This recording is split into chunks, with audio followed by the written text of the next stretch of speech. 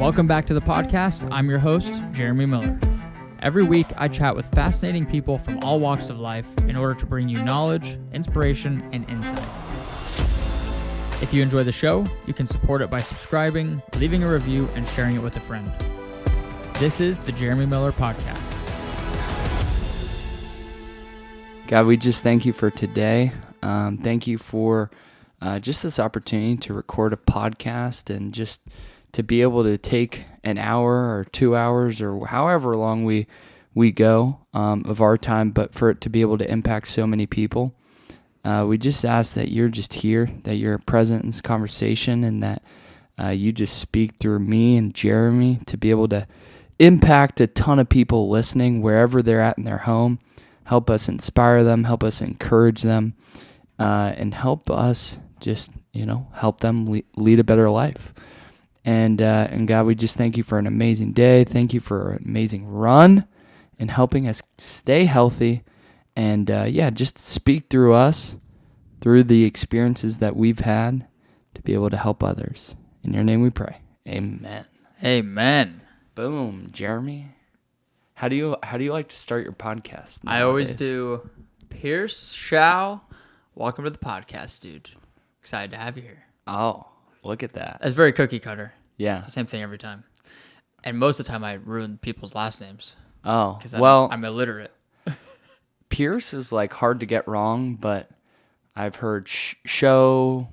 Some of my friends in high school, their parents thought my last name was Zhao or something, so they thought I was Asian. If you're watching this on YouTube, you know I'm completely white and Caucasian. But yeah, that's how we're going to start the podcast today, Jeremy. I think I was typing something out. It was like a comment or something on Instagram, or maybe I was texting or something, and it auto-corrected to Zhao. It was like Xiao or something. You're like voice texting. And maybe that's what it was. It was like captions. That's what happened. I take over the guy I work for, Steve Weatherford's Instagram sometimes, and I was posting a video, and I did those auto-generated captions. Oh, that's what it was from. Yeah, it was a video you posted. And it said Pierce Zhao, and I had like 5 people message me and be like laughing at that. I love it. Also, I found out the other day that your real name is Carlton. Yes, Carlton, on my driver's license and all. Do you keep this private? Yeah, I'm very, I don't want people to know. No, but, okay, we can cut this out if you don't want it. Yeah, edit it out, no. But actually, a funny story, like my parents named me Carlton Pierce Showe, but they have never called me Carlton. Interesting. Always called me Pierce. I had one teacher call me Carl, and you probably got this in high school. I don't know why we're talking about this, but it's just funny. We'll talk about everything on here. Yeah. In high school, you're so self-conscious and stuff, and like substitute teachers would be like, "Is Carlton here?" And I'd like shoot my hand up and like try and pull it down real quick, just like because I didn't want them to call me Carlton. I don't know why. Interesting. Are you still self-conscious about it? No. Are you self-conscious about anything? Like, you're the most pure human to walk the earth. Am I? As far as I know. Yeah. I guess you just don't know my deep, dark secrets. Oh, maybe not. No, I'm kidding. I'd like to think that I have nothing to hide. Yeah. Dang. So Carlton was not a decision on your part? Your parents just never called you that? Yeah. Okay. But if you really want to, you can call me Carlton for this podcast. It's more fun. I like it that way. Okay. Or Piercy. I like Piercy a lot. Yeah. Funny nickname. Dude, so you are 2/3 of the way done with the Triple Crown of 200s. Last time we recorded a podcast, you just looked it up. It was March 20th. Is that what it was? March. It was the last day. March 31st, I think. 30th. Okay, so it's been, 5 months? Almost 5 months. Yeah. And before we recorded that, you had just done Ultraman Arizona. Yes. And then we kind of talked a little bit about the prep and everything for the Triple Crown of 200s. Yes. Now you're already 2 races in. Yes. How's it been so far? Well, I will talk about that, but one funny thing is, or not funny, but someone reminded me, because like this whole year is like a project in and of itself. And after I did Tahoe, I could think, oh, I'm 1 of 3 done for these 200s. But then one of my mentors is like, no, you're actually 2 of 4. And something about that like perspective was like, oh, wow, I'm already halfway done. And what would the fourth one be? Like Ultraman? No, yeah. Ultraman's the fourth one. Okay. But yeah, if you haven't listened to that episode, you definitely should listen to it because that was a very fun one. That's one of the most listened to episodes that I have so far. Yeah, that's awesome, dude. And the reels from that episode, the clips took off. Yeah, I think it's the one where you're talking about running is so tangible. Yeah, that's why you love it so much, or part of the reason you love it so much. Yeah, for sure. I'll just repeat that a little bit just so you guys can hear it without going to that other episode. Is one of my favorite things about running in just this endurance world is it's so tangible and a tangible way of goal setting, because you can set a goal of, in a couple months I'm going to run a marathon or an ultra marathon or do a triathlon, and you set that goal. It's a hard date. And you prep for however long, 3 months, 4 months, 5 months, 6 months, whatever. And then you get to that day and it's like you test yourself, and the real growth, as happens through that process coming up to that date. Mm-hmm. But it's either you did it or you didn't. And it's like you have that sense of accomplishment after doing it, and just all the ways that you have to grow. Yeah, it's so objective, because it's like, yes. There's like a Hormozy quote about it. I'm sure you know it, but talking about like, you don't build confidence from shouting affirmations in the mirror. You build confidence by, what is it? Doing like undeniable things. Having an undeniable stack of evidence that you are who you say you are. Right. Like basically just going out and doing things. Yeah. And like you say you're going to do a race, go out and do the race. It doesn't matter how fast you do it necessarily, but like just do what you say you're going to do. And then it's like, well, if you did it and you finished it, nobody can ever take that away from you.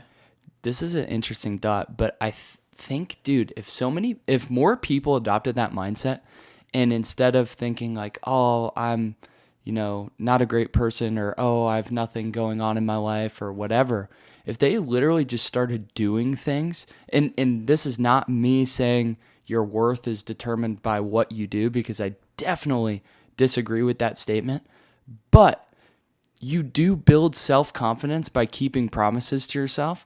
And so if you go out and stack this evidence of doing hard things, you inevitably feel so much better about yourself. Like we were talking about this on a run today.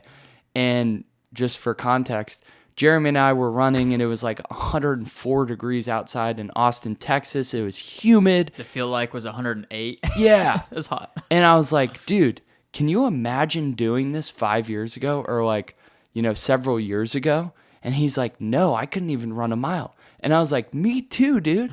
I would never have, wanted to do something like that or push through it.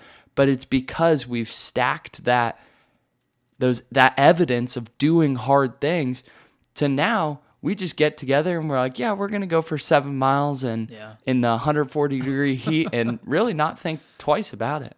Yeah, I think a lot of it is like you start with like a half-mile jog, or like jog from here to the like mailbox, and it's like, okay, I can do that. And what if I jog from here to the end of the street? Okay, I can do that now. Then it's like, what if I do a mile?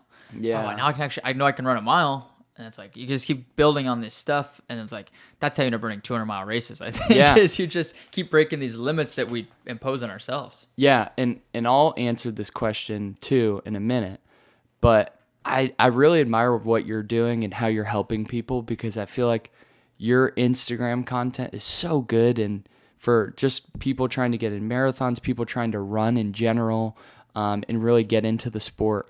What do you, because I know you coach a lot of people, what do you suggest people do to start running and start getting into running? And maybe like, what was your process, and like what, I know this is, you're interviewing me, but answer this question, because I think it'd be super interesting for the audience to hear.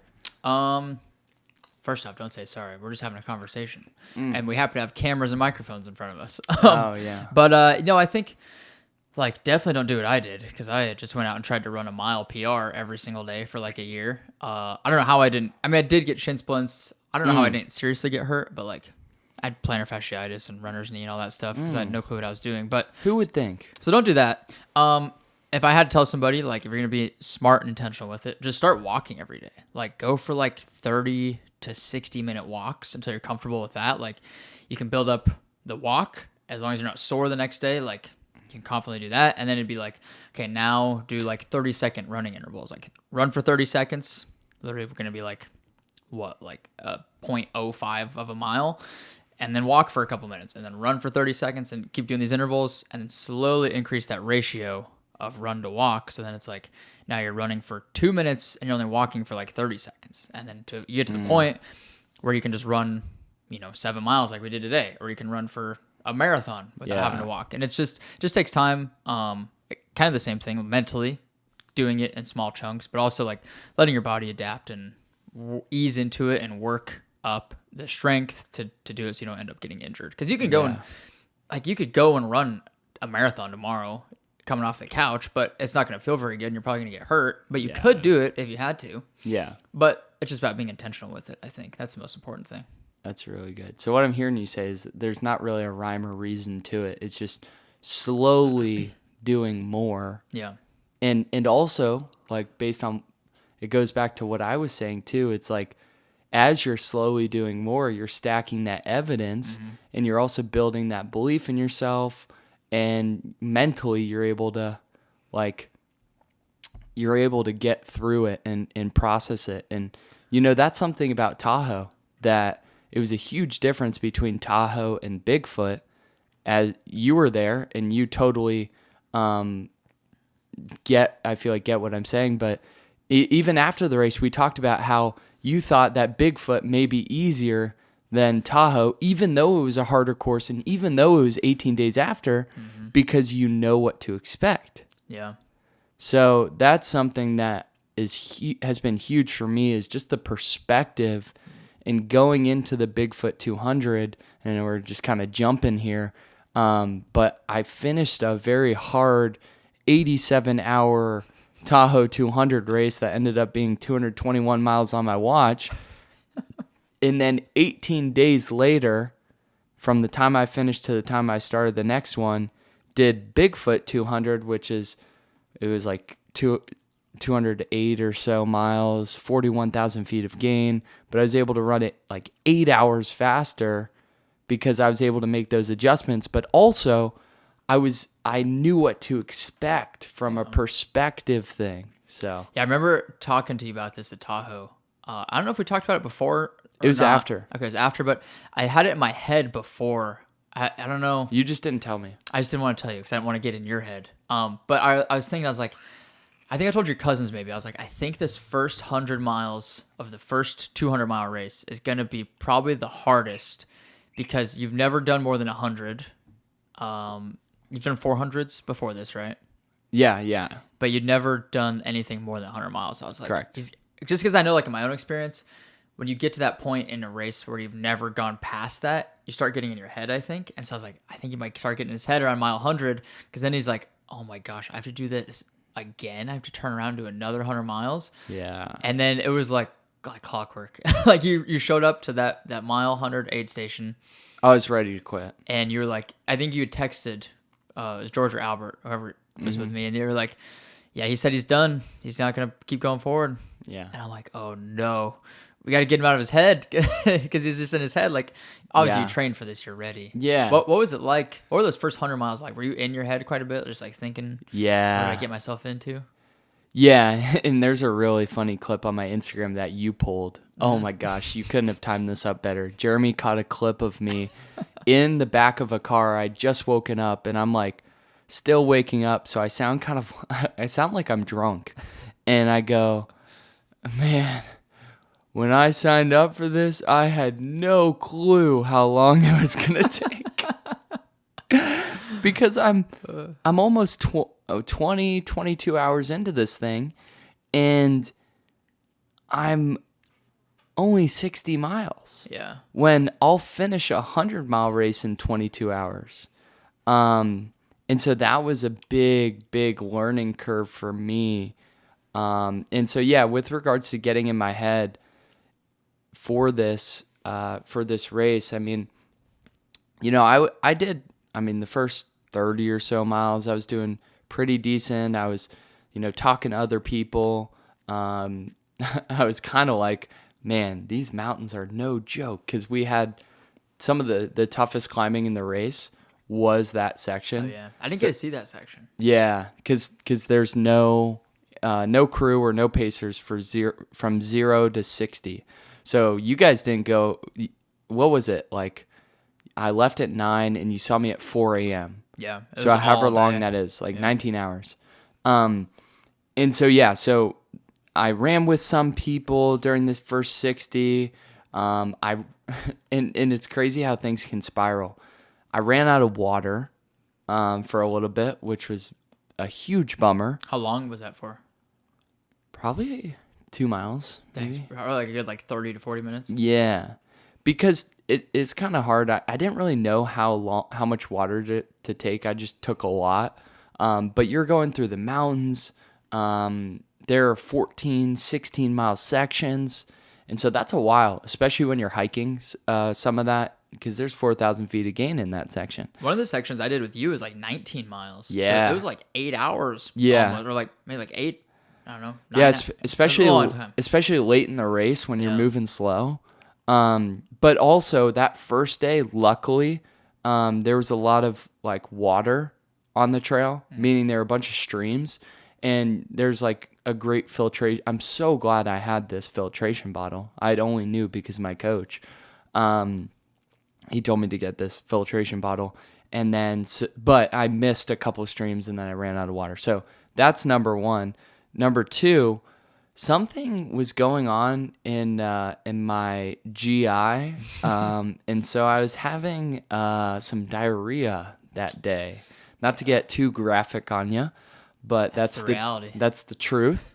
And I was going to the bathroom very often, and so that I had never experienced that during a race, almost uncontrollably. And I'd be running with people, then I'd have to stop, go to the bathroom, then I'd have to catch up with them. And then after once or twice of that, I just got left by myself. And then you get in your head, it's dark, you're running by yourself, you're really mad that you're having these issues. And so I can remember even before mile 60, it was probably some of the worst that I felt in a race. And I was just like, how am I going to get through this? And I was undisciplined in my thoughts, so it just kind of spiraled. So that's me getting in my head, and then that I went, and part of what pushed me forward was I told you, my coach, Mike McKnight, he's done 10 of these things, and he said, before you make a decision on quitting, eat a lot of food and then sleep. And part of his reasoning is because, when you get a lot more calories in you and you feel a lot better, but also even sleeping a little bit can completely change things, especially in a 200-miler. You don't really sleep typically in a 100-miler just because of time cutoffs. But I did that. I felt better, but I still kind of the next day battled some of the same things. How much you slept? 90 minutes that first night? Yeah, it was the craziest thing, dude. It'll be funny for the audience to listen to this. So I sleep in the back of the rental car, and I tell my cousins, I'm like, okay, and Jeremy, I'm like, I'm gonna get ahead on sleep tonight, and I think I'm gonna sleep 2 to 3 hours, because over the course of the whole race, I was thinking about sleeping 6 or so hours, maybe 4 to 6, depending on how I felt. And so I was going to bank sleep early.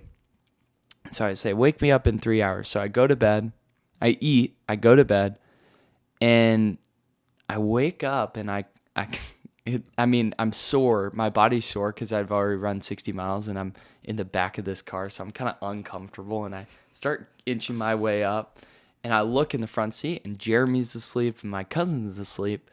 And I start to get up, and then one of them starts to move around, and I say, hey, can you open the back or whatever? And I'm like, what time is it? Because it's kind of light out. And they say whatever time it was, 6 o'clock, 7 o'clock, whatever. And I go, how long have I been sleeping? Because I literally thought that you guys had snoozed the alarm. Oh, no. I didn't know that. Yeah, I thought you guys had snoozed the alarm because maybe you thought I was in a rough spot, so I needed extra sleep. I thought you did something like that, made a decision for me. Interesting. And then my cousin goes, yeah, you've been asleep for an hour and 15 minutes. I go, what? Because I've been trying to sleep for 3 hours, but I was like, oh my gosh, I feel like a brand new man. Dang. And I didn't know that. Yeah. Yeah, so that was like crazy. And then I get up. I'm still kind of in a bad mentality. The next section was like 15 miles. It was kind of hot, and I let myself get in a negative headspace. So, yeah, the first 2 days were really not so fun. Yeah, dude. That sleep, after doing 2 of these so far, what do you think the best sleep strategy is? Is it to like bank sleep early in the beginning while everybody else is trying to push through? Or is it like try and go as long as you can without sleep and then try and catch up? Like what do you think is the best strategy? I don't feel qualified to answer that question for a fact, just because Bigfoot was so different. So just a little background on how Bigfoot went. So I ended up getting 60 miles in I was there about 4 a.m. 4 a.m., 4:20 or something in the morning is when I got to the sleep station at Tahoe. And then I did Bigfoot. And Bigfoot, dude, it's a harder course. So comparison, 60 miles in at Tahoe, you're 13,000 feet of gain, like climbing, 13,000 feet of climbing. In Bigfoot, you're 18,000 feet of climbing. Jeez, so 5,000 more. So you think that, and this is what I thought looking into the race, I only have 18 days to recover. 60 miles in with 5,000 more feet of climbing, I may be at that aid station at 5 a.m., 6 a.m. So I was even thinking about sleeping around 40 miles just because I didn't know how much the elevation would slow me down.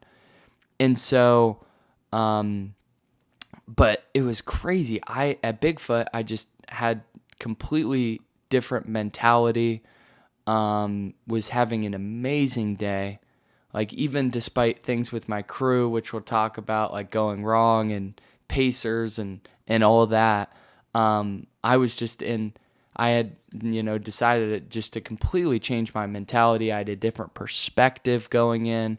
What did you change like specifically? Was it just like, okay, this is what I'm going to tell myself when it gets hard, or like this is my different like approach overall? Like what did you change exactly? It's kind of like a different approach overall. I was excited to implement some things to help prevent the diarrhea that I had. What do you think was it just the electrolytes? I think it maybe, but I did get some like the morning of. I think it could have been like something I ate in the airport, and then maybe exacerbated with the electrolyte imbalance or something because I wasn't like knowing exactly how much I was taking. But I don't know. But essentially the change I made was I took, instead of a powder, I took salt tabs for Bigfoot to help me measure it more. It was so much easier. Like I love drinking electrolytes like in the powder form, like during the day. But just especially for these 200s, it's just a little bit harder to manage. It can be easier, like especially because like you're like palate fatigue too. You're drinking the same thing over and over. Yeah, sometimes it's easier and to it's just so have a pill. sweet too. Yeah. But like during the day, since I don't drink soda or whatever, it's nice to have something with taste. Right. But when you're 12 hours into drinking it every hour, You just want water. Yeah. So I made that adjustment. I took this thing called like Imodium, which is supposed to clog you up a little bit. So that helped, thanks to my coach. But yeah, I was just having such a great day. And then also perspective. I expected, since I took 87 hours to do Tahoe, I'm like, okay, this is going to take, 3+ days to finish this. So I'm just going to focus. A mistake that I let myself, I know I shouldn't have, but I knew this, but I let myself go there, is especially during these long efforts, you just want to focus on getting to the next aid station. Because think about it. If you have a 208-mile race that's going to take 80 to 90 hours, how do you comprehend that in your mind? Right. If you tell yourself, like, okay, I'm 10 miles in, I've now 190 to go, like, and you keep thinking of it, it's just going to become this huge thing in your brain. So then you're not going to be able to do it or mentally break it down. But it's this thing called segmentation, where I learned it from one of my buddies who is a former Navy SEAL, and in the SEAL teams, and they teach them this. It's like segmentation is breaking down something huge into smaller chunks. And so you do that in an ultra. I'm sure you've done that in a marathon, or even the listeners. If you're running for 30 minutes, how many times do you say, okay, I just got 6 chunks of 5 minutes? Or I've got 3 chunks of 10 minutes. Like, you just naturally do that. But I just found the word from it from my friend. And so during this 200, what I did was I went back to square one with what I know I needed to do, which was segment it. So I was like, okay, the next aid station, I just need to focus on getting to the next aid station, because everything can change at an aid station. Yeah. Like, for example, the picture perfect example of that was when at 104 miles into this Tahoe 200, I'm going and I'm like, I'm done. I don't want to do this. I'm 35 hours into this. I'm just tired. I've already gone farther than I've ever gone before. Like, I just don't want to do this. My day's over. And then I walk in to this aid station, and you're there. My buddy, my best friend growing up from preschools there, Jay, who came out. Mm-hmm. My cousin George is there. And you guys are just talking to me. And you're like, you immediately go into problem-solving mode. You know something's up. You have the context of like what these events are like. And you start trying to problem solve. You're like, okay, what's going on? I tell you about the diarrhea issues, and you call my coach. It's like 8 or 9 p.m. I'm so glad you answered. Oh, yeah. Shout out, Mike, if you're listening to this. Thank you so much for answering. But you just went into problem-solving mode, and you shifted my energy. And I think that's one of the things that, I don't know if I've worked on it or it's just something about me, but having you go into problem-solving mode and then seeing you, like, in that moment, you wanted it more for me than I wanted it for myself. Admittedly, like, I'll totally admit, I was so close to quitting. I don't have a hard time admitting that. Like, I think I kind of suck for feeling that way in that moment, but I was having a hard day.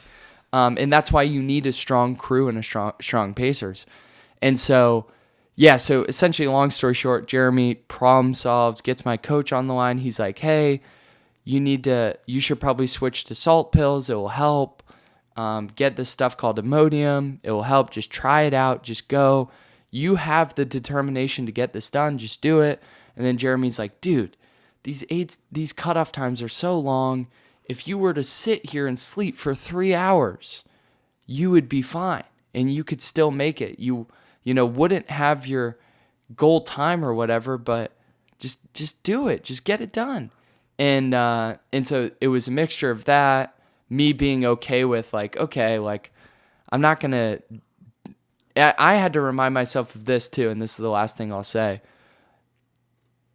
Everyone who I coach or give advice to on doing marathons or just any endurance thing is I say, or 100-mile or whatever, I say, focus on getting it done.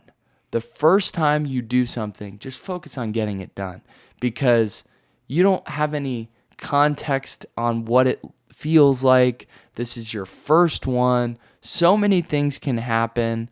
You just have no concept for what 72 hours versus 80 hours in completing a 200-miler is.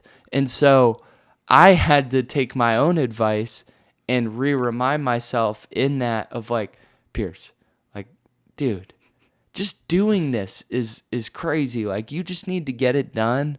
Don't worry about your time. It doesn't matter. This is your first one. Be realistic with yourself. Just get it done. And then after that, if you decide to go back, then you can judge yourself more on a time because then you actually know what it's like. Right. So, yeah, dude. Man, I remember like when I heard you were getting ready to quit, I was like, dude, no way. We gotta figure this out. Because I'm like, I was trying to look at it from outside perspective, objective point of view of like, okay, he's put in like months and months of training, years of training when you look at it that way. Yeah. Like, this is the first 100 miles of the Triple Crown. Like, he can't go out now. Like, obviously, I knew you were in your head about it because I'm like, obviously he can do it. He's physically put in the training, physically ready. So it's just, problem solve, get the stomach issues figured out. So Mike obviously helped with that a lot. Yeah. But yeah, that perspective is huge. I love that idea of just get it done for that first race. Because even for me, like a lot of my stuff, like my first 50, I had a goal time that I set for myself, and I started falling off the paces, and I got in my head. Yeah. And then it turned into like this freaking death march to get to the finish line because I was so in my head that I didn't hit my goal. And then the next year I did it. I was like, okay, I just want to go out and go off a feel. Like, I don't care how fast I run, just get it done. Yeah. And the race was so much better, and I ran faster. Dude, this actually plays into it. I think I didn't realize how powerful this would be, but I think it helped me a ton during Bigfoot. I think by the end of Tahoe, between hiking and running, we were averaging about 20 minutes a mile. Yeah. And so for Bigfoot, I chunked down the course and I broke down the sections of like, okay, Pierce, you need this many salt pills, this many bars, this many gels per section. But I was like, okay, I need to know roughly how much time I'm going to be doing each section, because I don't take my fuel based on like half a mile in, an hour, or 1 mile in, or whatever. I or a couple miles, whatever. I do it based on time, right? So I was either taking a salt pill every 20 minutes, 40 minutes, 20 minutes, 30 minutes, or 40 minutes. And I was taking my gels every 40 minutes, and then I was doing a bar every 2 hours instead of the gel. And how did you set those numbers? Was it like just through training and experience? What? Those like, okay, I'm going to do it this frequently? Oh. Or like this many, this often? How'd you come up with those numbers? My coach said for salt pills, general rule of thumb, and I think this is simple and easy to remember, take a salt pill and I think it's like 300 to 400 milligrams, maybe. I'd have to check. But take a salt pill every 20 minutes if it's hot. Take a salt pill every 30 minutes if it's like, kind of warm, not super hot, kind of regular. And then take a salt pill every 40 minutes if it's cold, like if it's nighttime. Take it every 40 minutes. How much water do you try and drink with? You drink a bottle per pill. Like the Solomon flasks? Yeah, okay. A 17 ounce. Okay. Or so. So yeah, but back to now. Yeah, sorry. No, you're good. I would want to know that stuff too. And two, my encouragement to everyone listening to this is use what people recommend to you as where you start, and then judge how you feel based on that. Because everyone, like, you can get sweat tests done, which Jeremy has done, and which Jeremy has done, and I need to do to get an exact measurement. You can do sweat tests to figure that out, but everyone's a little bit different, and salt sweat rate's a little bit different, and also based on your weight and all those things is how many calories you burn, from what I understand. But different people burn calories at different rates. Yep. Right? Yeah. I'm not just making that up. No. Okay, that's what. Yeah. Yeah. Based on like body fat and what you're eating. Okay, that's what I thought. Genetics. I just wanted you to confirm, just so I don't sound. I mean, I'm not that credible either, but we're credible by experience, not by exactly. not by taking classes on running. But yeah, so back to what I think really helped me during Bigfoot and chunking it down and all that was to figure out how much fuel I was going to need. I had to figure out roughly an estimate of how long I'd spend per segment. And so what I did was, I was like, at the end of Tahoe, we were doing about 20-minute miles, give or take, because of the elevation and hiking and whatever, and being beat up. I'm just going to estimate 20-minute miles. I know there'll be sections where I go faster. There may be super steep sections where I'm going a little bit slower. But on average, I'm just going to say 20-minute mile. I think that's a safe bet for an average pace over the course of 200 miles. And so I did that. So the first section was 12 miles. So 12 times 20 was... Or divided by 4. 3. Yeah. 3 miles an hour. Yeah. So that's 4 hours or so. Mm-hmm. So I said I'll be done with the first section in 3 to 4 hours. And then I just kept going with that and did that for the whole course. Interesting. And so what happened was, for me, I was running faster than those expected times. And so I was like, oh, wow, my prediction for going to the section was 3 to 4 hours. I did it in under 3 hours. Dang. And then in my mind, I was like, mental win. Yeah. You know, and so unintentionally, I was able to grab those mental wins, and then that improved my energy. And so talking about that and going on to sleep throughout the whole course, I was able to go ahead of what I thought.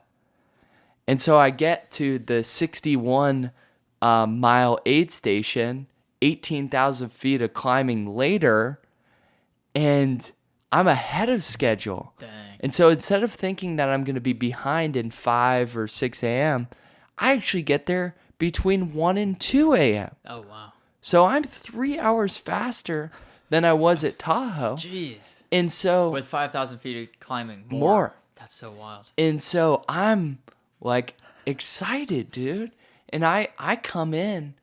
There are people struggling because the climb right before that aid station from 45 to 61 is like one of the harder climbs on the course. It's an 18-mile section with 5,000 feet of climbing. There's a huge climb. You're on the side of this mountain where if you literally take 2 steps to the wrong direction to your right, you're like sliding down the mountain. Jeez. And even in the midst of that, my headlamp went out, so I had to use my phone light. So I'm listening to I'm having my phone light. I'm listening to worship music on there, and I'm singing and just doing my thing, as you saw in Tahoe. Yeah. And then I'm going, and I'm like passing a couple people and doing well. Just keep going. And the dogs are a part of the podcast. Oh yeah, dogs in the room. But yeah, so I'm doing, like, despite that, because my mindset going into it in that perspective is like, oh, things can be tough, but I expected you to be tough, right? So when my headlamp went out, sure, I was bummed, but I was like, oh great, I'll just use my phone. And whereas in Tahoe, that would have just spiraled me down even worse. Yeah. So I have this adaptive mindset, and so I'm passing people and going and just feeling strong. I've been eating well. That's another adjustment I made. Bigfoot, I was just slamming food all the time. Like, before this huge section, I knew it was going to be a long section. Dude, I came into the aid station. I grabbed a double bacon cheeseburger, a bunch of quesadillas, and I sat down, I ate that, and I was like, yo, can I get another bacon cheeseburger? So I grab another double bacon cheeseburger, and I take that for the road and just start, because I like to be fast at aid stations, so I grab it and I start walking, because I'm just like, I just want to get moving, and I don't care if I walk for a little bit while I'm eating. So I slammed this double bacon cheeseburger. I'm probably 800, 1,000 calories in one aid station. Yeah. But at that point in a race, you're just burning through calories. So all that to say, it set me up for a good section. I'm doing well. So I roll into this aid station 3 hours faster than I was at Tahoe. My crew's there ready for me to get some sleep. And I'm ready to like try and sleep. But dude, I lay down. 10 minutes goes by. 20 minutes goes by. And I'm just like tossing and turning in this bed. Dang. And I was like, okay, I'm going to try and lay down with my eyes closed for 10 more minutes. If I don't fall asleep, I'm just going to get up. And so I didn't fall asleep. And this was at like 1 a.m. I think it was just I had so much adrenaline. I was so excited because I was doing so much better. Yeah. And it's so hard to turn your brain off. Like, when because I feel like your body gets into that sort of like fight or flight kind of mode when you're in a race, especially going you're in a race. That. Yeah. And you don't want to like stop. Like, it's hard to like get your brain to turn off because you're so focused and like you're like, you have so much adrenaline and energy pumping through you. Yeah. So especially when you're doing good. Yeah. And you're mentally doing good. If I was doing poor, like at Tahoe, it was easy for me to kind of stop and sleep because like things just weren't going well. Yeah. But yeah, so we were smart. We brought like these Normatec boots. Oh, nice. And so I was like, okay, I'm not going to sleep, but I'll just do 15 minutes in Normatec boots, get changed, and go.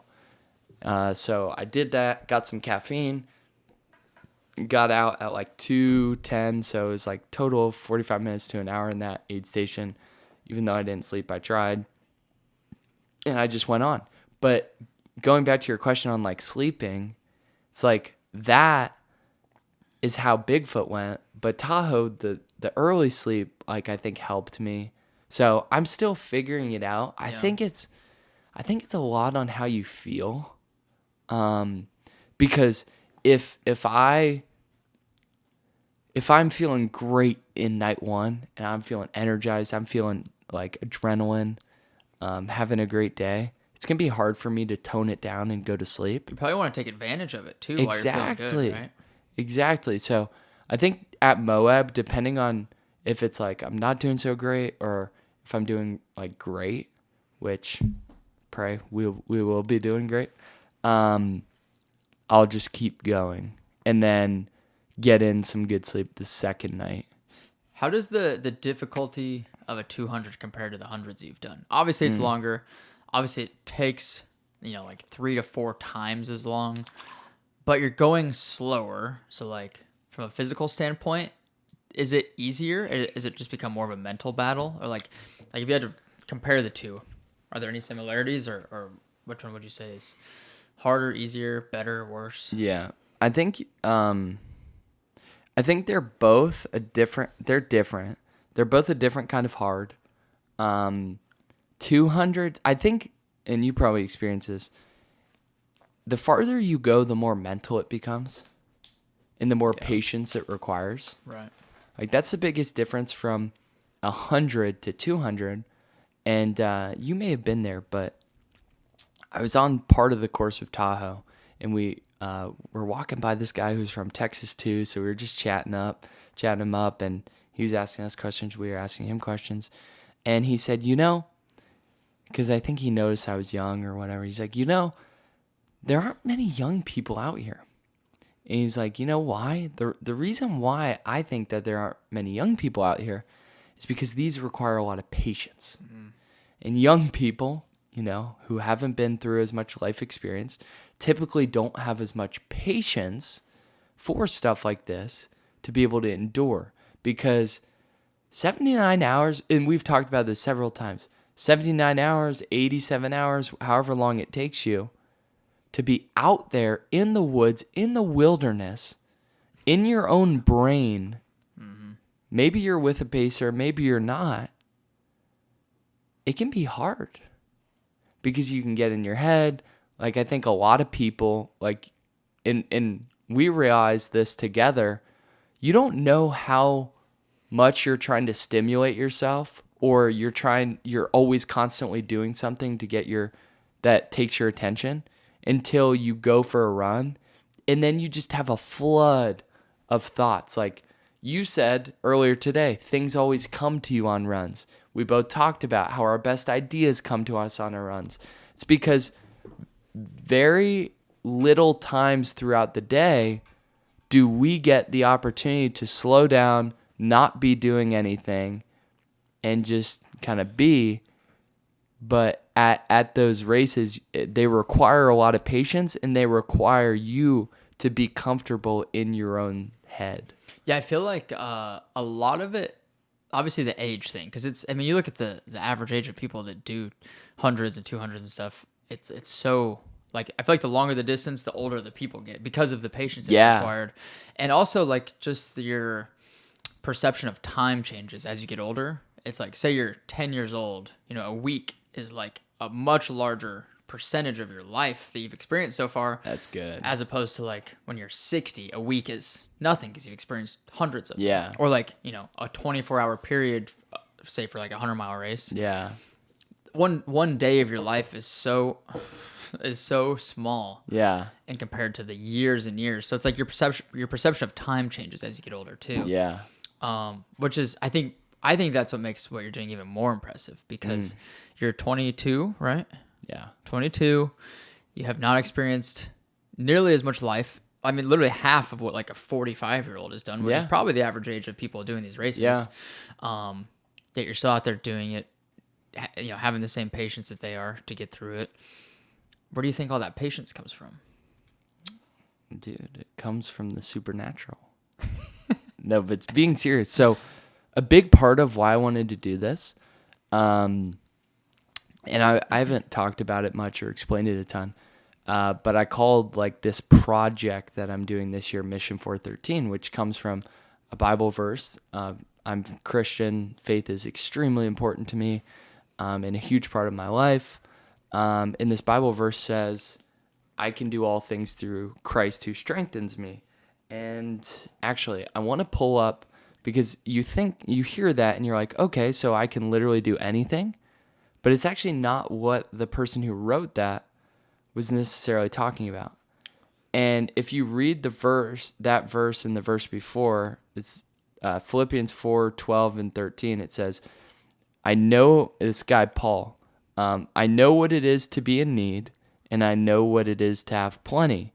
I have learned that the secret of being content in any and every situation, whether well-fed or hungry, whether living in plenty or in want, I can do all things through him who gives me strength.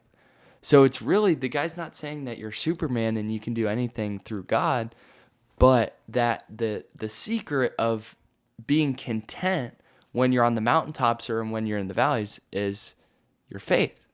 And so that's what I feel like has allowed me through these really difficult endurance races to get through them is, my faith, knowing God has a plan for my life, and leaning into him, leaning into, like, I joke with Jeremy because I listen to worship music all the time. Like, people call it church music. I call it Jesus music. Jesus music, Jesus music. So maybe we'll share this story later, but Jeremy knows the power of Jesus music.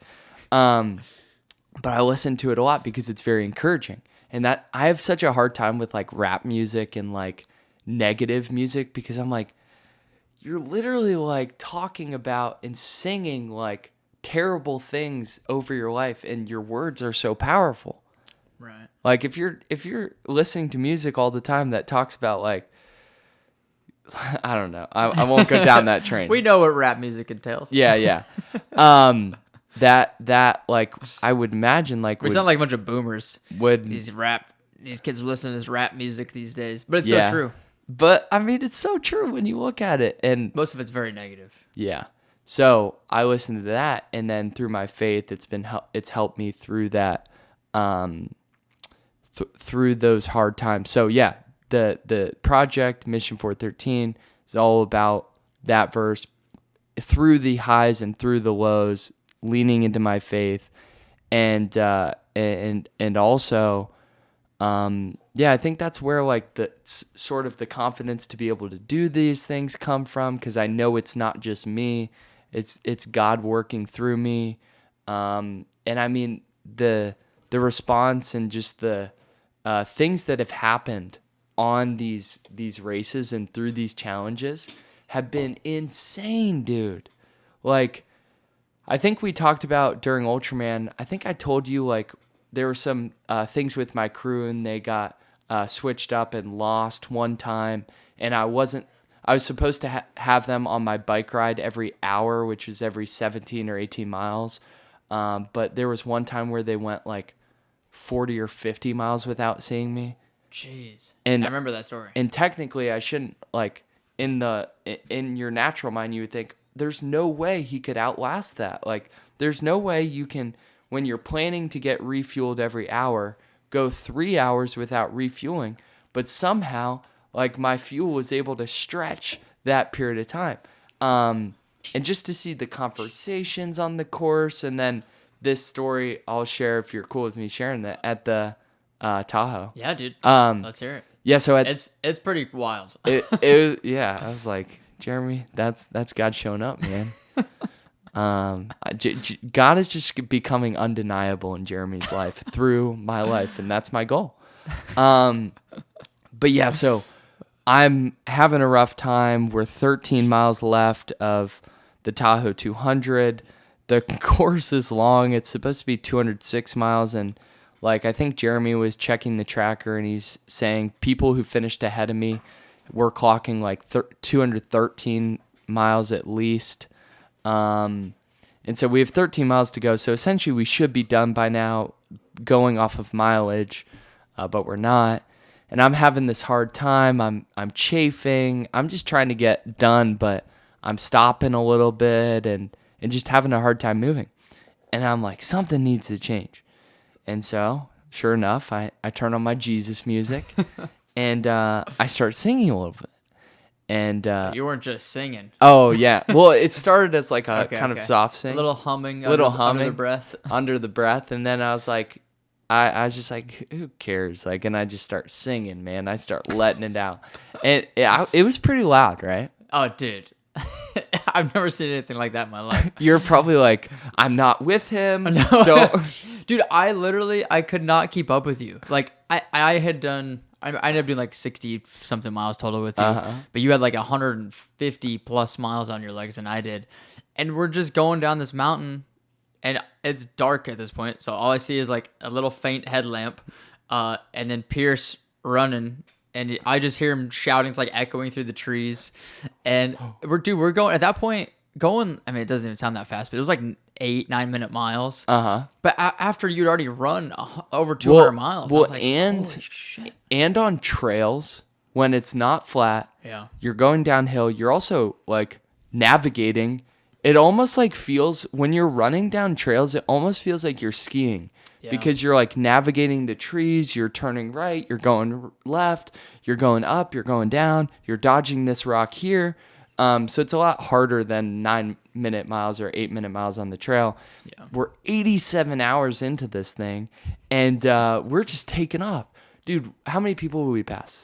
Well, first, we created like a train of people. They're like, oh, we're going to join you guys. Yeah, because you like passed these people. I was like behind everybody because I couldn't keep up with you. And then there's like I think there's 2 groups, so it's like 4 people. Really? Yeah. I thought I heard more people than just you. Yeah, so there's just like, I just can see this line of headlights. Everybody, I don't think anybody else was singing because they couldn't hear the music because only you could hear it. But I need a louder speaker next time. It was all these people just running. Like you fired all these people up because they were all like going slow, just hiking. Because everyone's dead at that point. Yeah. You're so tired, your feet kill, you want to be done. The course is longer than you expected. Yeah, and you like past these people, but they start running and following you because you like, I don't know, you like spark something in them that they're like, oh man, we gotta pick it up a little bit. It's almost like they felt Jesus, dude. They just got a little supernatural strength come through them. Dude. So I have a question for you. Yeah.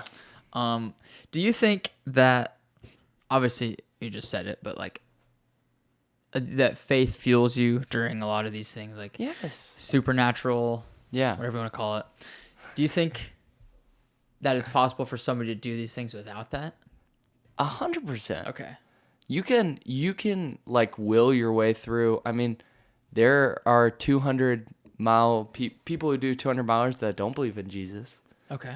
But you're capping yourself because it's like you can get so far yourself, but then like you can get crazy far when you get to the end of yourself and you lean into God and like because that's another example of like how faith has played a role in this race like series in this series of events and challenges is I'll tell the story about my crew. So for this race, I had one of my good friends, Bradley, come out the day before, and then my other friend, Keith, who lives in Portland, was supposed to come out like early Saturday morning. And so Bradley and I go. Bradley's crewing for me, and you know we're through the. Bradley's gonna see me like 30 miles in, and so we go. I'm having a great day. Bradley and I had a great start to the day, and then I'm running the race. I'm having a good day. It's actually cooler on the course than it typically is, so that's amazing. I'm running faster than I thought I would, and I get to 30 miles, and that's the first time Bradley sees me. And I'm excited to see him. Whenever you come into an aid station, especially when you see your crew, it's just like a boom, jolt of energy. Yeah. And so I see him, and he's getting me my stuff, hands me a couple things, and he's like, hey, I've got some good news and I've got some bad news. Which do you want first? And I'm like, I'll take the good news. I want to be buttered up before I get the bad news. And he goes, the good news is that Keith, who's supposed to be here tomorrow, he just got a call, and that kid he's been praying about, adopting, he's able to get the kid. And one thing about like adoption, I guess, is a very hard process. And you have to go through all these hoops, and it's just very challenging. But when they finally like pair you up, you have to go like pretty quickly. So on that Friday, he figured out, they were thinking like he would probably get the kid, but they got confirmation on Friday. He had to fly out that day to go pick up the kid. And then, like, the mom still has, like, a week or 3 days or something after to, like, revoke the kid, I guess. So, crazy process. I learned more about adoption during that time than I'd ever known. So, all that to say, so Keith had to go pick up the kid. So, now, the good news was he got the kid. The bad news was, instead of coming with us, he'd have to go to Houston to go pick up the kid. And so, what that meant was I was going to have to run the whole race basically by myself. Dang. And then Bradley, my one-man crew, was going to have to crew the whole thing for me by himself when he had never been around that area before. And this area is super remote part of Washington, so service is terrible. So they literally had to have handwritten directions. And so he had to navigate that way. And so all that to say, where faith comes in and knowing and trusting that like God has a plan for my life, God has things in control, I had peace about it. And I had like this understanding and this assurance that, yeah, that happened, but things are going to be all right. Whereas someone just in their natural mind may think, and not everyone would think this way, but I feel like it would be very easy to feel a little bit of a panic and be like, oh my gosh, how can I do this thing all by myself? Is Bradley going to be able to like crew for me? Like what's going to happen? But because of my faith, I was able to have this assurance that like everything's going to be all right. We're going to go. And also one other tidbit to that, which I think we may have talked about when you were pacing me.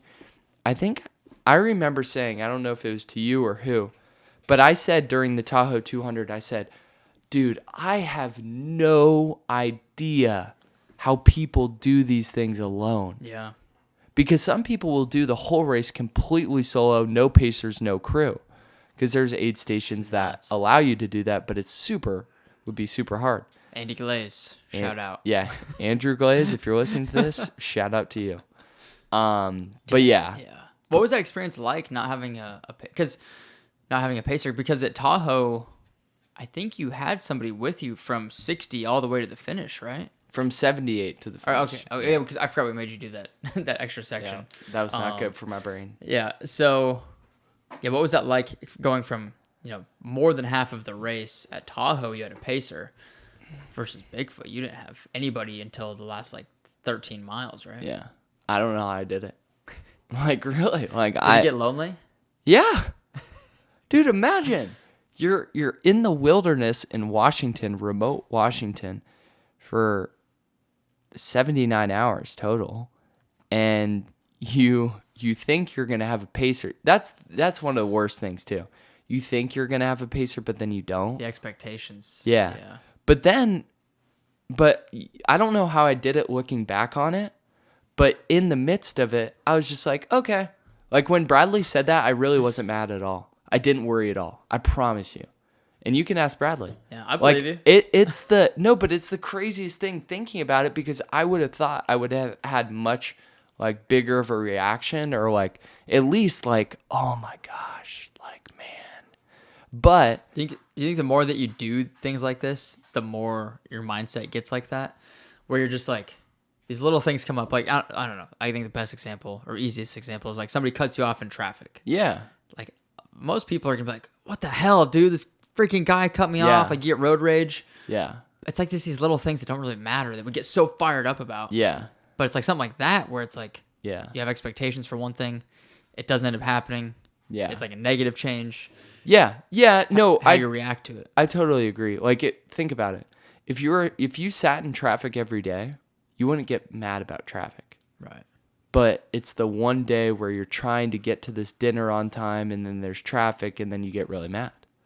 But if that happened every time, you would have just prepared for it and been ready to sit in the traffic. So is the answer then to just keep putting yourself into situations where you don't have full control, and you just have to learn, like, problems may arise that I can't control, that are totally out of my hands, and I just have to learn how to deal with it and adapt, like an ultramarathon. Yeah, I mean, I think it's both. I think it's putting yourself in positions to get ready for that, and for that to happen, and for you to adapt. But then also, I think because there's so many different types of things, and they're similar, but like, I think for me, at least this is how I feel. Like, for me, because of my faith, it gives a reason to me that, like, okay, this is all going to work out. Like, it gives a backing, because I can back it to, like, I believe that the Bible is foundational truth, and it says in Jeremiah 29:11, "For I know the plans I have for you, declares the Lord, plans to prosper you, not to harm you, to give you a hope in the future." So it says, like, God has a plan for my life, and they're not to harm me, they're for a good future. And then there's also another verse that says, this has helped me through very difficult times. Romans 8:28, it says, "And we know that in all things God works together for the good of those who love him and who have been called according to his purpose." So I love God. I believe I've been called according to his purpose. And so in that, basically, it says God's going to work everything together for my good. So I'm not just having this like belief that everything's going to be all right, but I'm basing it based off of this foundational text scripture that I believe in. Does that make sense? That makes perfect sense. So it's like deeper than just like this. It's deeper than this, like, oh, everything's going to be all right. You know? Yeah. Yeah. These dogs are very comforting Dude, during the podcast. This guy, he's got ADD or something. He can't just lay down. If you're watching on YouTube, one of the dogs are just like hanging out with us. It's fun. Magoo. But it's this podcast is very raw and very real. Very casual. It's like, who cares if there's a dog on your podcast? I mean, this is we don't need to edit it out. No, definitely not. I used to be self-conscious about it, or like, yeah, it's going to take away from the experience. I feel like you've grown a lot in that. Maybe Yeah. just even in what we've known each other. Yeah. Yeah. You mean like not caring? Or like, yeah. Just like, just willing for things to not be perfect. Yeah. It's hard because I'm definitely more of a perfectionist. Yeah. But y'all let some things go. Running has taught me that for sure. Yeah. Dude, running is just, it's a perfect metaphor for life. For everything in life. Yes. When you were pacing by yourself, or running by yourself for like those basically 3 days roughly, what kinds of things would go through your mind out on the trail? Were you thinking about like, okay, what am I going to eat next? When's the next aid station? Or were you thinking about things outside the race, like thinking about life and future things and that kind of stuff?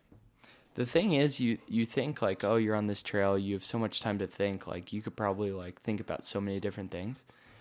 But for me, like most of the time, I'm just like focused on the race. So just more present. I'm very present during those. Like I'm thinking about how long until the next aid station. That's I'm not thinking about how much time's left in the race. I'm not thinking about how many miles I've gone. I'm thinking about how many miles until the next aid station. I'm thinking about my fueling. So is it like, okay, how many more minutes until I eat a gel? How am I doing on my water intake? How am I doing on my salt pills? I'm like, because you're running on trails keep you engaged and are very different from running on the pavement. Right. So like if you've ever, and this is my encouragement to anyone who runs, if you've never run on trails, you're missing out. I love You trails. should definitely try out running on trails because trails help the runs go by so much faster. It's a lot more engaging, and I guess engaging is the right word. There's so much more happening. Like, Yeah. there's trees, and you might see bears, like we saw a bear. Oh yeah, we saw a bear during Tahoe. That was cool. Yeah. So there's so much things to navigate. So that's one. I think it makes you be even more present. Yes. You gotta pay more attention. And then two, like, since I didn't have any pacers, like, people give you life while you're on the trail. Like, so anytime someone passed me, I'd like cheer them on or say hi. And anytime I pass someone, I'd do the same. And then Did you see a lot of people, or did you get pretty spread out? Right. I actually saw a decent amount of people. Because that race is a point to point. So like, Yeah. that was one thing. At You Tahoe. get spread out for sure. At Tahoe, we passed a lot of people coming the other way because it was out and back. Mm-hmm. But Bigfoot, you probably get pretty far Yeah. in between racers, right? Yeah, you do. But like, if you look at the finish times, there's people decently close. How many people it's like 300-ish per race? I think it's like 250. Do you know what the finisher rate typically is?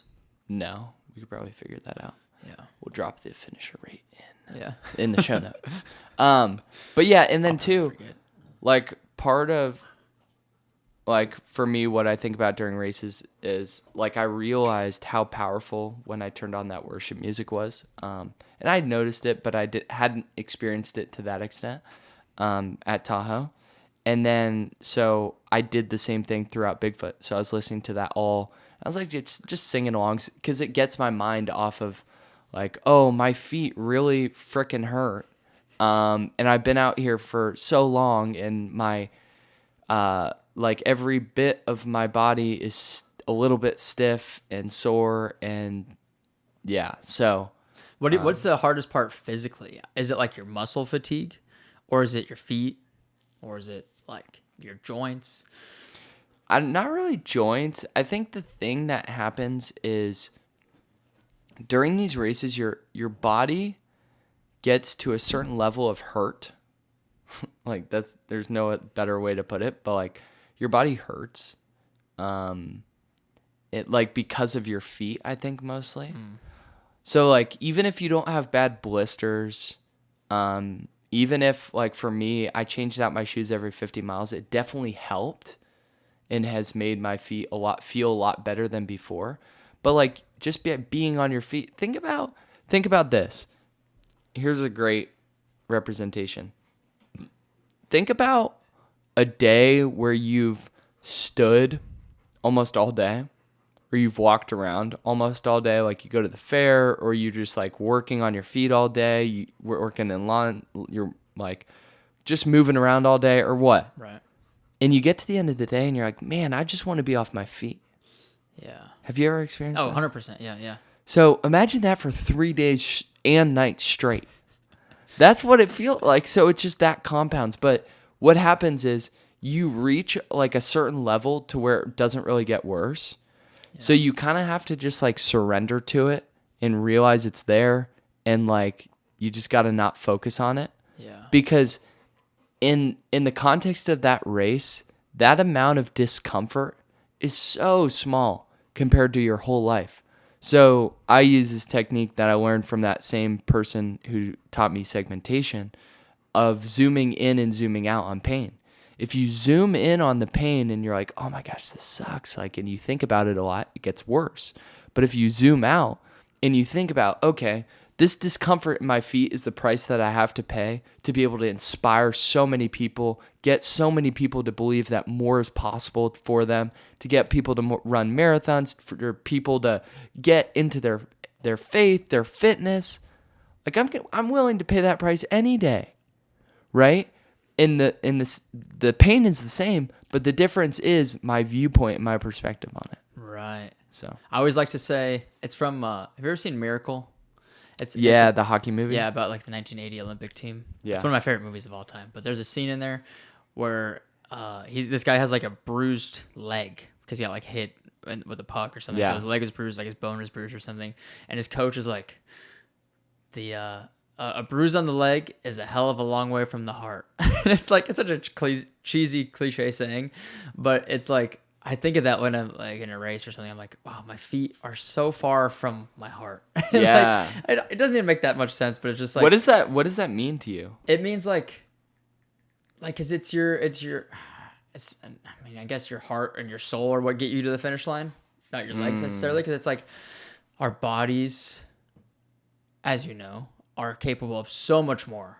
Like we can push through pain in our feet. Like it's just a feeling. Like your feet aren't going to fall off. Your feet aren't going to just start breaking. I mean, they could, I guess, but like they're going to last so much longer than our brains are, than our minds and our souls will last. And so to me, I guess that's what it means is like, yeah, the pain might hurt temporarily, but like it just push through it. You'll be fine. Like it's so much less significant than what we're capable of. Yeah, that's super powerful. And it reminds me of this verse, Proverbs 18:14. This is such the difference between Tahoe and Bigfoot. It says, the human spirit can endure in sickness. Like a strong spirit can endure through sickness. Like if your spirit, your mind is just, in that place. But a crushed spirit, who can bear? And that's what I was in Tahoe. It's like a crushed spirit, who can bear? Like I couldn't, even though I 100% was physically capable of running that race, I could hardly handle it because my spirit was like crushed. Versus in Bigfoot, all these adversities happened, but I was able to get through it. Yeah. So that's just like something that popped into my mind. I was reading it the other day. That. And it's like, that's so true. So you finished Tahoe 87 hours, and you finished Bigfoot in how long? It's like 79 and change or 80 and change or something? 79 and change. So it was either 7 or 8 hours. I am curious about your recovery in between the two races. Yeah. You had 18 days to recover from Tahoe to Bigfoot. What did you do in those 18 days to get ready for the next one? Those 18 long days. So I finished on Monday at midnight. Tuesday, I tried to spend as much time in bed as possible, but had a couple things to do. We walked around a little bit, went in Lake Tahoe. That's a good point, actually. Oh, dude. How you were walking around was... Oh, yeah, better than after hundreds. Certain hundreds, definitely better than after Leadville. I did like a comparison side by side, and I was definitely walking a lot better. What do you think attributed to that? Why were you able to like walk around and get around pretty good? I think because there was so much, because of the elevation, there was so much hiking just throughout the regular 100, but then also, and I was pacing myself, so I was hiking all the uphills. I didn't run a single uphill because it's just not smart to during a 200. And then when you get super late in the race, you're hiking. So I think it's just because hiking and walking take less toll on your body. That makes sense. But dude, I don't know if I told you this, but throughout the race, throughout the whole Tahoe 200, part of why I was like in my head too, and why I was like wanting to stop, was that there are so many amazing views of the lake. Oh yeah, it was so beautiful. And so during it, I was like, man, I wish I could just be in that lake right now. So when we finally got to go in the lake the day after, I was like, oh, thank God.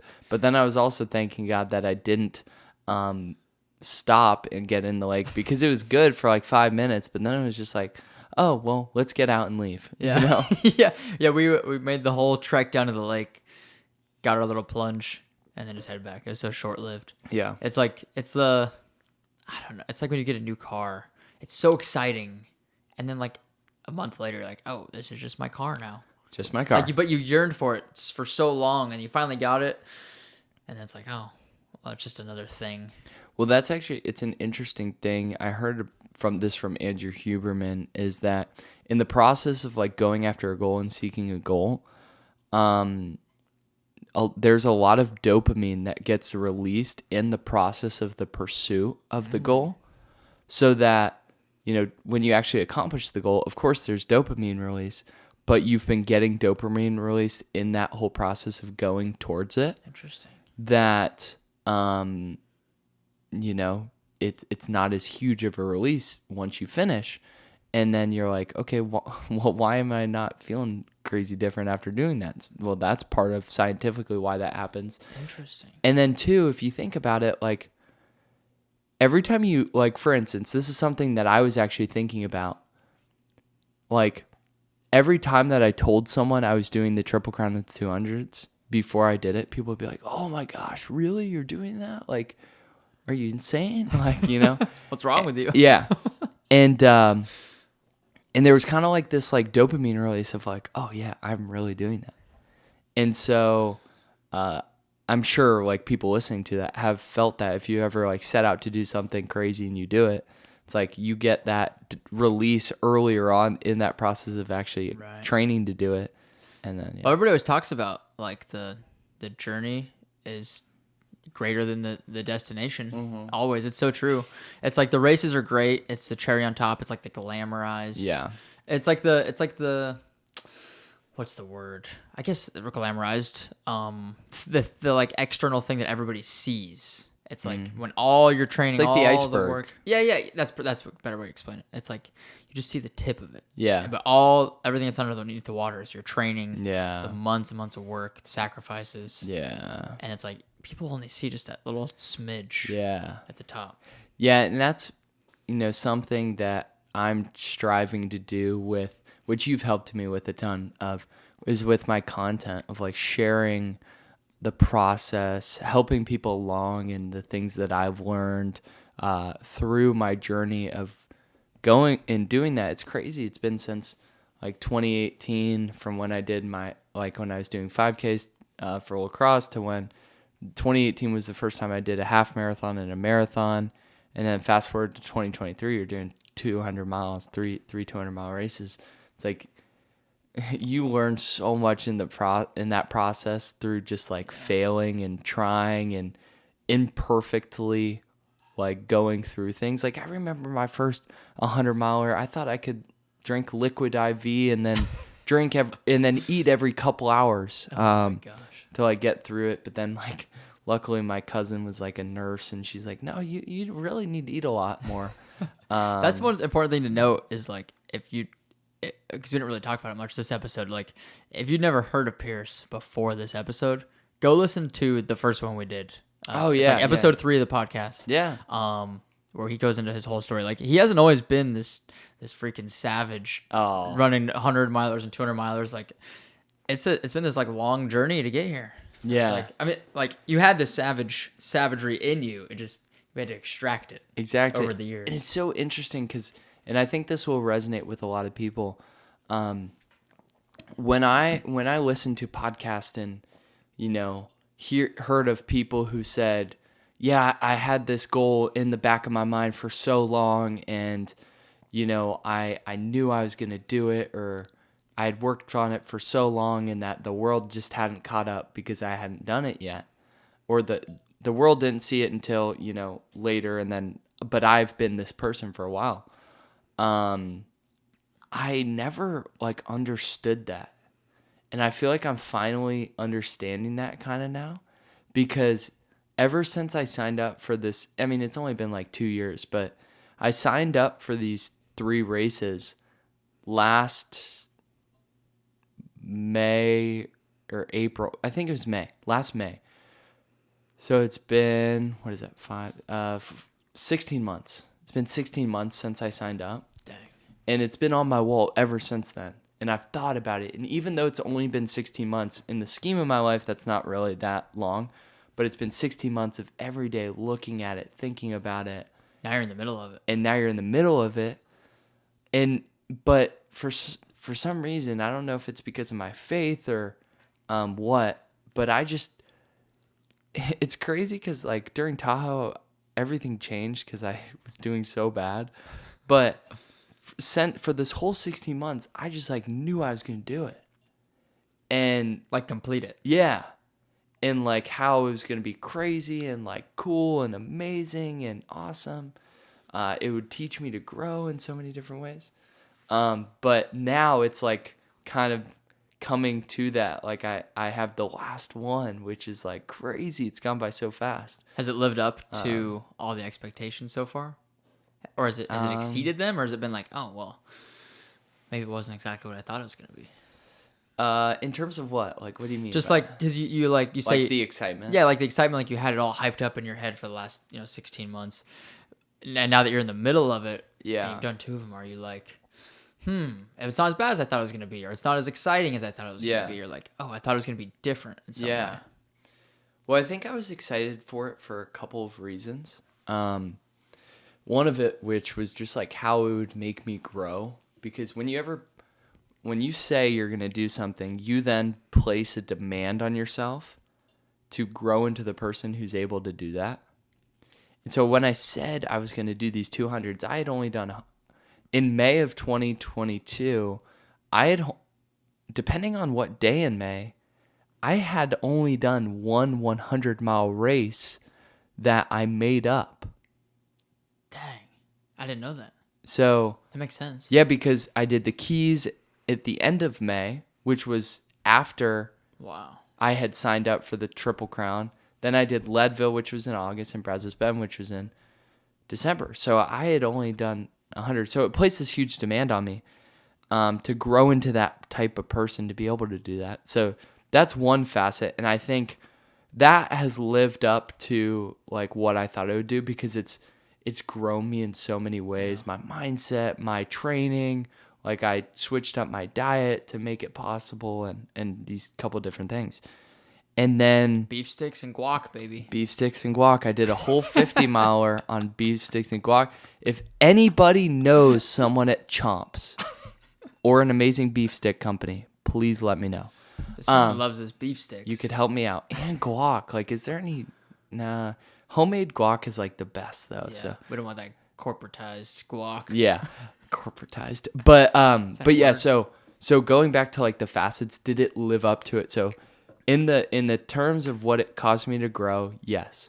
Number 2, part of the reason I wanted to do it was not just for me, but for the impact that it could have. Like I fully believe that God's created me to be this type of person that, does these challenges to be able to inspire and encourage other people, because there are so many people in my life too who have done that for me.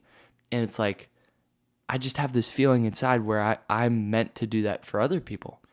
And so in that regard, because that's a big part of why I did it, that's actually lived up to it 100%, what I thought it was going to be. To the impact that you've had. Yeah, like I still think there's going to be even more and more like opportunities that come from it. But it's definitely just seeing like certain people be like, oh, wow, you ran 200 miles, so I'm going to do 100. Or if Pierce can run 200 miles, I can go for a 2-mile run or a marathon. Like, I've had so many cool conversations, and also this part thanks to you, because you did such an amazing job documenting Tahoe for me, because Jeremy was out there, he was helping do some content and sharing updates with people, and we were able to document it in such an amazing way that people were really inspired and engaged in it. Dude, I had so many people like text me and say, hey, like, I was checking in on you all the time, Instagram and the tracker, like, throughout the weekend. I had someone say, Pierce, my kids were asking me every couple hours, how's Pierce doing? How's Pierce doing? So I had to, like, pull up the tracker and Instagram and show them. And so just to hear that, like, wow, I could be someone who, like, someone would track through the weekend and actually like take time out of their day to like follow along and be inspired and encouraged by, and then those people who get inspired and encouraged go on to do something hard and live a better life. Like, that's so amazing, and that's so fulfilling. So that's so cool. Yeah, I'll end with that, and answering that question is just like so cool to see that you can live your life in a way that changes other people's lives. I love that. And the other thing too is like, there's some people that are doing these things, but maybe they don't have like the likability that you do, because you're just such like a nice, genuine, like pure human that it's like it's easy to like you and easy to want to support you and easy to be like, oh, I really hope Pierce finishes this race. I really want him to get to the finish line, because it's like you want good things for good people, right? And so it's like, yes, you're doing all these things, but also like you're just a good person. I think people want to support good people, so you got to give yourself credit for that too. Well, thank you. But dude, you've definitely like inspired me. Like I've told you this earlier today. I was like, pacing you at Tahoe not only gave me the perspective shift, because like I said, I did like 65 miles or something. I was like, wow, I've never done that many miles within like this 2-day span in my life. Another 35 miles would have been nothing to reach 100 miles, because I've always been so intimidated by 100 milers. But not only that, like the perspective shift in my own head, but just like seeing you do it, like made me realize real. it's like, wow, this is actually possible. Like as long as you pick a goal, you work towards it, you put in the training, the proper time that's required, like you can do whatever you want. Yeah, it's like the 4-minute mile. And for those of you who don't know, it's a very popular story, so I'll only take a little bit to explain it. But there's this guy named Roger Bannister who was like training. He was a mile runner for track. And up until this point in history, I forget what year it was, everyone thought that it wasn't humanly possible to be able to run under a 4-minute mile. They thought literally your heart was going to explode and like you die if you ran under 4 minutes. And so this guy, Roger Bannister, had this belief that he could do it. So he trained. And despite all the disbelief, he was eventually able to run a 4-minute mile. Nobody in history had ever done that. So he runs the 4-minute mile, and then so many people, even that year, I think, start running 4-minute miles. And now a 4-minute mile is just a great mile time. High schoolers do it. So it's just amazing. Like, and I'm not saying I'm a 4-minute mile person for 200s, because there's been so many people before me that have done them. But if I can be the 4-minute mile for someone in their distance running, how cool. Yeah, because it's like people just want to know that something's possible, that it's capable. So it takes one person to go out and prove, oh, this is possible. It's like Gordy Ainsley that ran the first ever 100 miles in a day at the Western States. Have you heard that story? Yeah. Where it's like he showed up to the horse race originally. His horse like went lame. He wouldn't like move or whatever. So he's like, screw it, I'm just gonna do it on foot. Yeah. I think the first year he made it like 80 miles and he had to like tap out. Yeah. But then he's like, you know what? Next year I'm coming back to the horse race without a horse. Yeah. And he did it in like 22, 23 hours or something. But nobody had ever run 100 miles. I don't know if it's 100 miles in under 24 hours or 100 miles like at all. But either way, it's just like now people, I think the Western States course record is like 14 hours or something. It's just like, humans keep shattering these limits and breaking the barriers that we all kind of impose. Yeah, and one thing I just wanted to jump in on because it fired in my brain and I remembered it was like, dude, that's part of why I love endurance sports so much is because, and you experience this, I know 100% with your first marathon, and I've seen so many people experience it, I experienced it myself, is like you have this idea in your mind of how hard something's going to be. So like growing up, I thought people who did Ironmans were like aliens. Like I had a friend's uncle who did them, and I was like, alien. What? Like, what the heck? How is that possible? But then, like, when you do something, so you have it in your mind, like, that it's going to be so hard. But then when you do your first half marathon or even maybe it could be a 10K for you. Like, the feeling that I had when I did my first marathon was like, oh my gosh, that was really hard, but that didn't kill me. What else can I do? Yeah. That's one of the best feelings. That's exactly how I felt after my first 50 miler last year. I like literally as I crossed the whole race, I was like, I'm never doing this again. I'm not running a 5K. I'm not running another step after this race. I hate running. And that literally like the instant I crossed the finish line, I was like walking around, eating food, whatever. And I was like, I didn't die. I'm okay. I'm still, existing. But like, what if I would have just kept going? Like, what if I would have done like 55 miles or 60? It's like, we don't know till we try. Yeah. We have to just keep going up and up and up in these things. And then it ignites something in you like, oh my gosh, I did that. What else can I do? And it doesn't mean like after you do a marathon, you have to go doing ultras. Like I think it would be awesome if you did. But you can apply that same mindset into your business, into your family, into your whatever.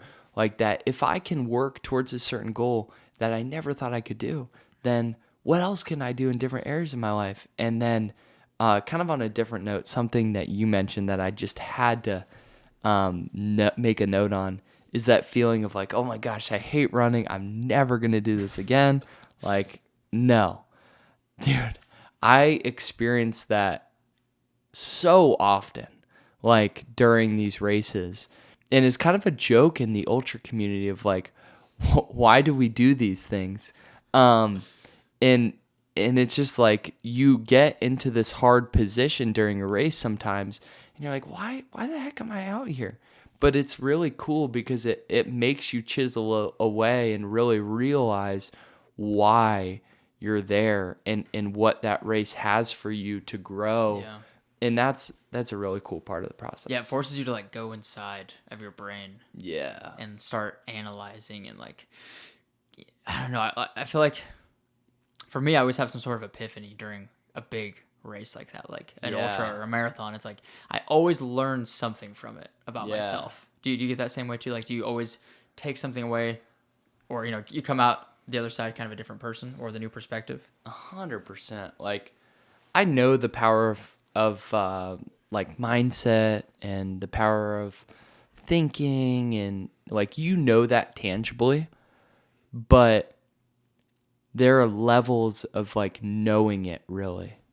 And this is something I've been thinking about since Tahoe, is like I knew the power of segmentation and the power of breaking things up because I'd done it for 100-mile races. But when you do something harder, your ability to segment also has to grow with that.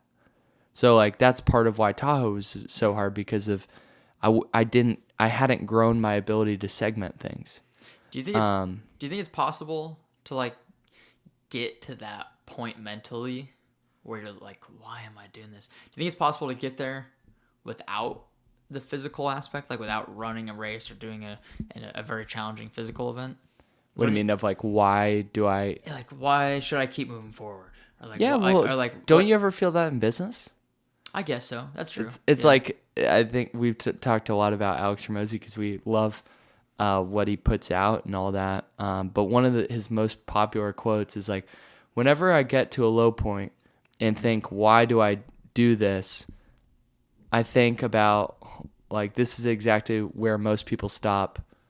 Like, I'm going to keep going or something like that. That's why they don't win. Yeah. And that's why I think this is where most people stop, and that's why they don't win. Yeah. So that's a thought process too. That's true. Relating it to business. I like to call it running and racing and stuff like voluntary suffering. Yeah. Because it's like, it's a way to get there, but like you're putting yourself into that position voluntarily. Yeah. To like reach those mental, does that make sense? Like, instead of like, something traumatic happens in your life that's out of your control, that's involuntary, obviously. Yeah. But with running, you can voluntarily put yourself into those same positions. Well, in running, you can voluntarily put yourself into those positions. So then when those things happen in your life, then you'll be prepared for them. Yeah. Because we were talking about this too. Like, I think part of this is common too in the ultra world. It's like running 100 miles is like living 10 years in a day. Yeah. Well, what is 200 miles? But two lifetimes. Yeah. But in all seriousness, like you're out there so long, so you have so much time inside yourself, in your brain, so then you think and you just grow, and so many things that maybe you've been dealing with come to surface. Like, for instance, for me, during Tahoe, I've never talked about this, but during Tahoe, part of what I was realizing was like, man, I've committed so much time for these races, and I like that, and they're going to be so amazing and so impactful and such a growth opportunity. But then I was also like, yeah, but I've also spent so much time training for these that maybe certain relationships in my life have died down. So it revealed this like thing inside of me where I was like, man, I've been really sucking in this in a couple of relationships of mine that I really want to improve upon. And so it revealed that, so I was able to grow. So when it comes to like how endurance sports can grow you, like ultra endurance stuff reveals things for you. Also, you're in your brain, like for so long, there's just so much growth that comes by it, and it's so much like life. So 100%. Yeah. I love that, dude. Yeah. Moab is when? October 13th. October 13th. You should know because you should be there.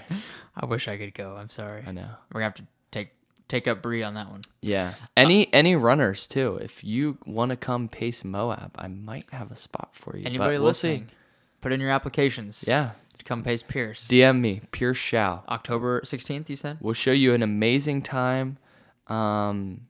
You'll see God move, and I bet you'll get at least one person from this. Yeah, we'll see. I bet you will. We'll take applications. I'll interview you, and yeah, I love it. Okay, moving into this race. Yeah. What's your? I guess we didn't even talk about your recovery between the races. That's okay. We talked about recovery. Okay. I'll give you a couple quick things. Yeah. So every day, roll out for 15 minutes. That's something I always do every day. Admittedly, some days I miss, but I do my best to get every single day roll out. It's super beneficial. 2, active recovery. For the whole week right after the race, I didn't do any running. My coach programmed active recovery. I could either walk, bike, swim, something that wasn't running. I basically walked every day for about 45 minutes to an hour. I took Epsom salt baths. Those are really good for just your body, for inflammation. Also, if you do them before bed, they help with sleep a lot. So for me, after the Tahoe 200, my feet really hurt. So I took those Epsom salt baths. Those really helped. And then 4, I have a couple more, but 4 is ice baths. I have an ice bath. I'm fortunate to have one. So I do about 3 or so minutes a day. I try and do it 1 to 2 times per day. And then also I have this clinic that I go to, one of my friend zones, called iCryo. And it's like a cryo place. They have recovery boots, red light, hydration IVs. So I did all of that stuff. The red light's actually supposed to be really good for like skin. Also, and like repairing, because like after these, one of the things that happens is your feet get blisters, and luckily I didn't have too much trouble with them, but I definitely did have some spots to heal up. So those are just a couple of ways I recovered. Okay. And we're how far removed from Bigfoot? Is it a week? Or almost 2 weeks now? So 2 weeks from the start. So about a week and a half. So okay. And same it's thing. Crazy, dude. 2 weeks ago I'd be running right now. That's nuts. Yeah. Basically the same thing after Bigfoot. Same recovery protocol. Yeah. And then when will you start running again? Well, I guess you started running yesterday. Yeah. So yesterday so 10 to 12 days after the race. Yeah. And then how much will you ramp up between? Because now you've got almost 2 months in between races. Or I guess it is basically 2 months.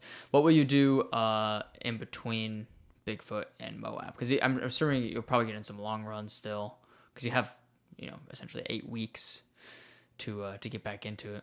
Yeah. Part of what I'm a huge fan of is having a coach. So I don't really have to think about what I'm doing. And I found like I actually help other people with like plans to run marathons and stuff. So like I know how to program, like you, and you do the same thing. Like you coach people, but also you have a coach too. Yeah. Because it's just so beneficial to have someone like determining what your mileage is. Right. And it's like if I could talk, you want to grow. And so you should always have someone ahead of you, like doing your programming and your workouts and stuff. Yeah. So I have a coach who programs that all. I think I'll probably get up to, I don't know, we'll see what mileage, but as far as I can see out, it's like beginning of September, I'll do like 14 miles on a Saturday, 9 on a Sunday. So I'll probably get up to like the 20s back to back long runs. Nice. Is there anything that you're gonna do differently going into Moab? Like strategy, pacing, anything that like you've learned now after doing 2 of them? I'm going to basically apply the same mindset that I did to Bigfoot. Come in like super positive, expecting for it to be hard, expecting there be times where my body hurts and I don't want to go anymore. So then when those times come up, I'll just be like, oh, yeah, I expected you. Pain, I know you. I saw you a couple months ago. So that I'm definitely preparing to have a larger crew, more pacers, for it to be helpful. But my nutrition, hydration, all that kind of stuff really tended to seem to work out really well. Nice. For me. Also one thing we made an adjustment. For Bigfoot, we got a Sprinter van. Oh. And so instead of sleeping in the tents at the aid stations, I slept in the van. That's nice. So that was really nice, and also nice to be able to change. Did you guys just rent that out there? Yeah, and then it was like our mobile command center. That's nice. I just had all the stuff in there. We kept it. It had a cooler or a fridge in there, so it's just really easy. How much did that cost to rent a Sprinter van? Because I'm asking selfishly. Yeah, it was like it was comparable to getting a hotel every night. Oh, okay. I think that makes sense. It's a couple $1,000. Did you just get it on like Turo or something? It's a thing called Outdoorsy. Oh, I've heard of that. Yeah, but the reason was we were so remote, so I didn't want my crew to have to try and drive in for hotels, and then we could also use it as our car. So if you were to get an Airbnb and a car, it actually works out to be cheaper just to get the van. Dang. So yeah, if you have enough people or like few enough people that can just fit in there. Yeah. That makes way more sense. Yeah. Dang, that's nice. So. Well, I'll remember that when I do my 200 miler. Yes. I'll crew cheap for you. There we go. Got my word. Dude, so what's I know you're focused on Moab, but like yes. What's your ultimate goal with all this stuff? Like I know you want to impact people, but like have you thought about what's after the Triple Crown or what's beyond all this? Yeah. So immediately after the Triple Crown, me and a ton of my friends are doing a race called Brazos Bend, 100 miler. A guy I work for, Steve Weatherford, is like organizing a huge thing. He's invited so many people. There are probably like 50 people. Dang, when is this? They're gonna run with us. December 2nd and 3rd. Damn, I have to in come. Texas. I know. Come, hey, if you think Jeremy should run the Brazos Bend 100, DM him and me. Okay, I'm gonna rebuttal with this. I would do the 100. If I wasn't. Oh, he wants his first 100 to be Bighorn. I want Bighorn. That makes sense. I want Bighorn to be do my first 100K. 100. I think I might. Okay. I think I'll do the 100K. I've been trying to get Jeremy to do it for so long. Well, you'd finally peer pressure me into it. But yeah, so we're gonna like throw an event the day before, like just to get a bunch of people together and then do the race. So yeah, 100 will be nothing after all this. I know, just but also, I would love to like go hard on it and see how fast I can go. But at the same time, I have so many people that I'm coaching or I'm helping in some way do the 100. So really my goal in that is just to like, I'm going to be there, I'm going to finish, and I'm going to help people finish.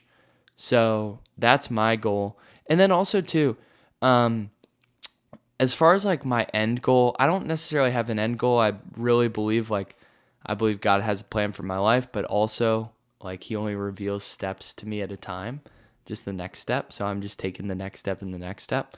But for me, like as far as I can see out, probably like next year in terms of endurance stuff, I'll probably do like smaller stuff. Like maybe we talked about doing a marathon, sub 3 marathon, maybe try and qualify for Kona. That'd be sweet for triathlon.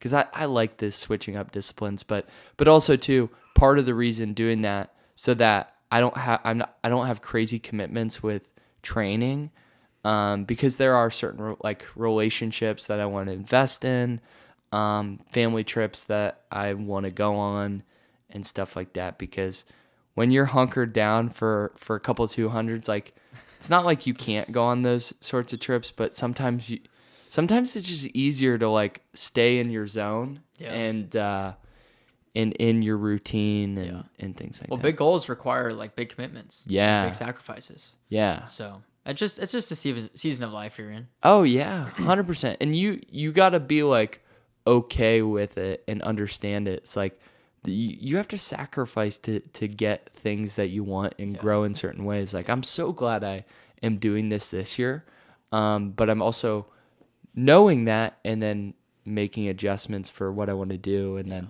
then probably after that I'll like be like, oh man, I want to do like a ton of Ultraman, so I'm gonna train like crazy and do 4 in a year or something like that. Like we'll see. Dude, I love it, man. Well, Carl Piercy, yes, Carl, you're making an impact on the world, an impact on me. Oh. And I appreciate you coming on, chatting, sharing your story, letting us know about all the crazy things that have been going on with these 200s. Yeah. And still to come. So yeah, it's been fun, dude. Where is the best place for people to find you, connect with you, chat with you? Probably on my Instagram. My Instagram is Pierce Showe, and I'm sure you'll put in the show notes. Yep.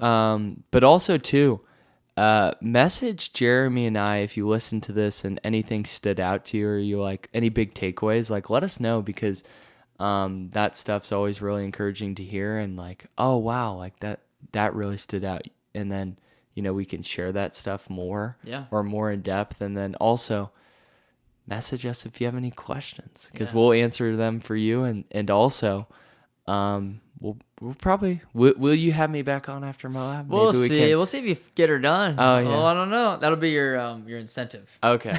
Once I finish Moab, we'll answer a lot of your questions on the podcast. We'll be back for round 3 here in a couple months for sure. Wow. I feel so honored. Dude. Thank you so much for having me on the show. Everyone, like, subscribe. Go tell Jeremy he's amazing, because he is. Oh my gosh. And thank you for investing your time with us. A good 2 hours with Pierce and Jeremy. Wow. Thank you guys for listening. I feel loved. I've never ended a podcast this way, but I like it. This is fun. I feel like this is the most casual episode I've done so far. Oh, well, it's just... Well, I actually want to say that to you. You're like the easiest podcast guest in the world, because you tell good stories. You're engaging, interesting to listen to. And I just like have to, I'm just like the captain of the ship, just little turns here or there, and you fill in the rest of it. It's easy. Yes. Make my job easy. Yes. Well, hopefully everyone listening to this likes as much as we recorded, enjoys it as much as we, had recording it. Whatever he said. All right. Goodbye. We'll see you on later. the next one. Thank you so much for tuning into the show. If you enjoyed this episode, please make sure to subscribe to the channel, leave a review, and share it with a friend. We'll see you in the next one.